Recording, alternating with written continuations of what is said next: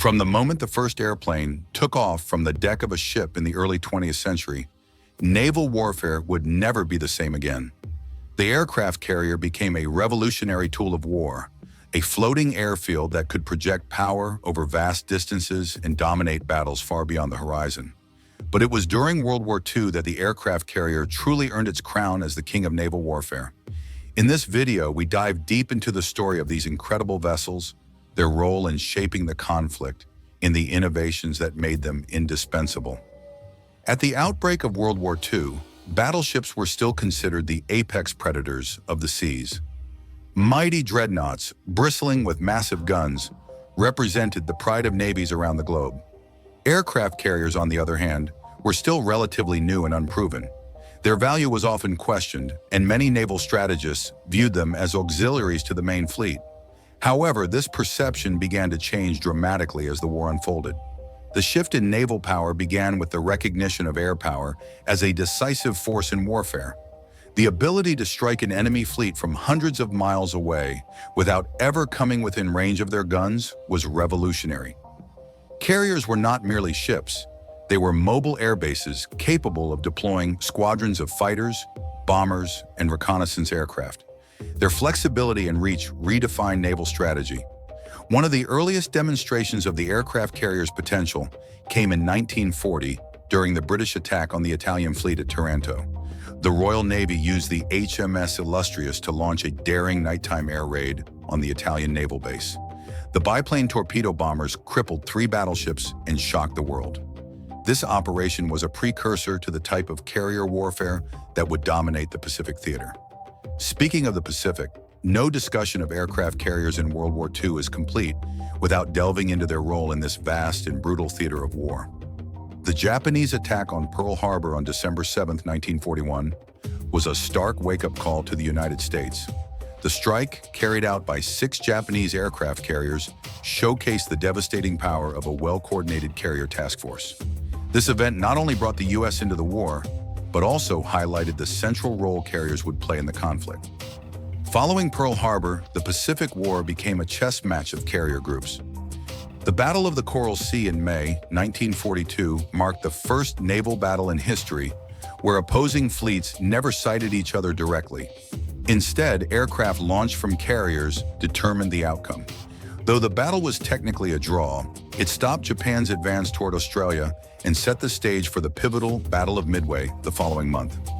At Midway, American carriers turned the tide of the war. The USS Enterprise, USS Yorktown, and USS Hornet faced off against a superior Japanese force. Through a combination of intelligence breakthroughs, bold decision-making, and sheer luck, the U.S. Navy managed to sink 4 Japanese carriers: Akagi, Kaga, Soryu, and Hiryu. This battle irreparably weakened Japan's carrier fleet and shifted the balance of power in the Pacific. But what made these floating giants so effective? Let's take a closer look at their design and capabilities. A typical World War II aircraft carrier was a marvel of engineering. The flight deck served as the launching and landing area for planes, while the hangar deck below housed additional aircraft, maintenance facilities, and weaponry. The island, a superstructure on one side of the deck, housed the bridge and air traffic control. Steam catapults, arresting gear, and elevators allowed carriers to operate dozens of planes efficiently. Please take a moment to like and subscribe to our channel so you don't miss any new daily videos. Carriers were heavily armed for defense, bristling with anti-aircraft guns and escorted by cruisers and destroyers to protect against submarines and surface threats. Their true offensive power, however, lay in their air wings. These consisted of fighters like the F-4F Wildcat or Zero, dive bombers like the SBD Dauntless, and torpedo bombers like the TBF Avenger. Each aircraft played a specific role in the carrier's mission, whether it was dogfighting enemy planes, attacking ships, or scouting for the fleet.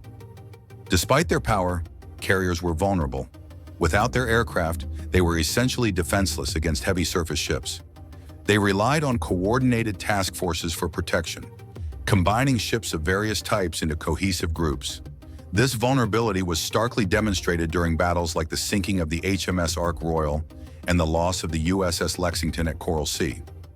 In the Atlantic theater, aircraft carriers also played a critical role, albeit in a different capacity. The vast expanse of the Atlantic was a battleground for convoys transporting vital supplies from North America to Britain. German U-boats prowled the waters, threatening to cut off these lifelines. Escort carriers, smaller and less capable than fleet carriers, provided air cover for these convoys. Their aircraft hunted submarines, scouted ahead, and provided crucial support, helping to turn the tide in the Battle of the Atlantic. The adaptability of carriers was further proven during amphibious operations.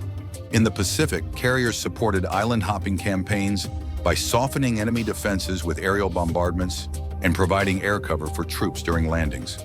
At battles like Iwo Jima and Okinawa, carrier-based planes were indispensable in securing victory.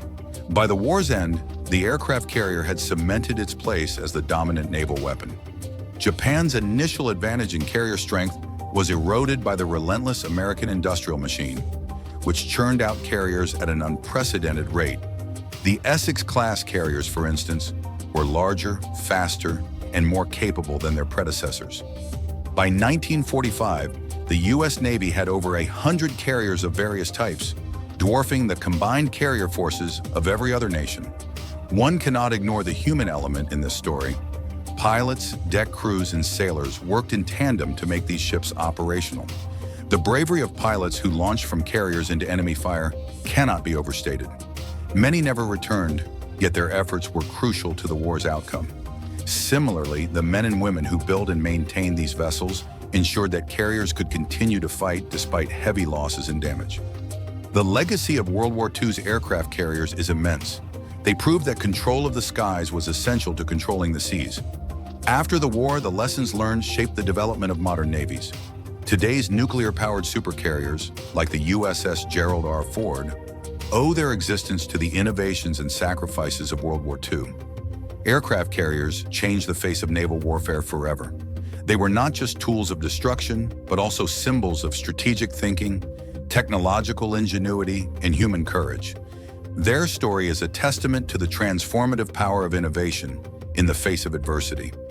So what do you think about the aircraft carrier's impact on World War II and beyond? Let us know your thoughts in the comments below. If you enjoyed this deep dive into history, don't forget to like this video and subscribe to our channel for more fascinating content. And as always, stay curious.